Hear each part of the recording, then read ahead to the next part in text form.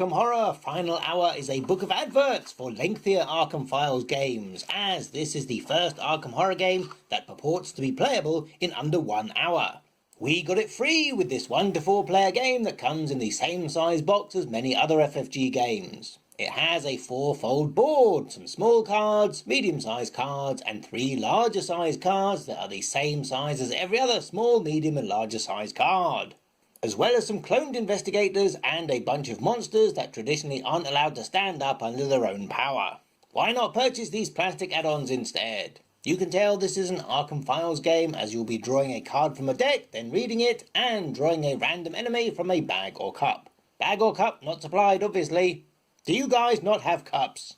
Every round has 4 turns, which are split between the number of players. So in a 4-player game, everyone takes 1 each. For a 2-player game, both players would get 2 actions, and in a 3-player game, the lead investigator gets to have a second action at the end. But the lead player rotates every round, so no worries.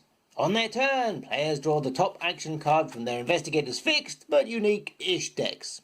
The top half is always good, like moving about, destroying bad guys, and so on. The bottom half is mostly good, but always has a negative effect, like activating the monsters who move about, wreck buildings, and damage investigators. Every player has a separate hand of 4 secret priority cards that they use to bid to activate either the top or bottom effect, but not both. In order of ascending priority cards, 2 upper effects and 2 lower effects are resolved.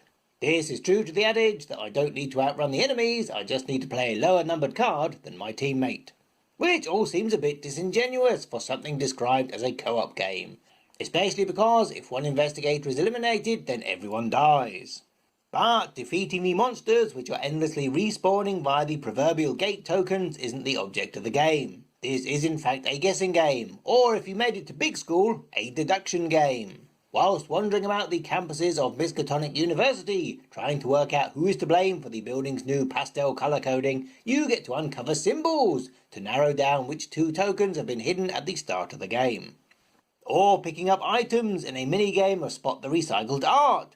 Then you have to frantically collect cards with symbols that you think match the 2 in question, because when your gate tokens run out, the world ends. Or your mum calls you in for tea or something.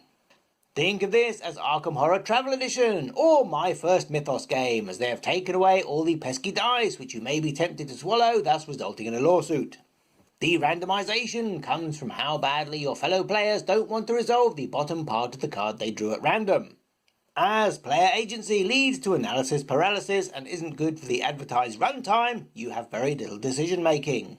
And also, all the narrative aspects of previous Arkham games have been removed with prejudice, with only a few lines about each investigator in the big book of adverts, and the bare minimum of flavour text.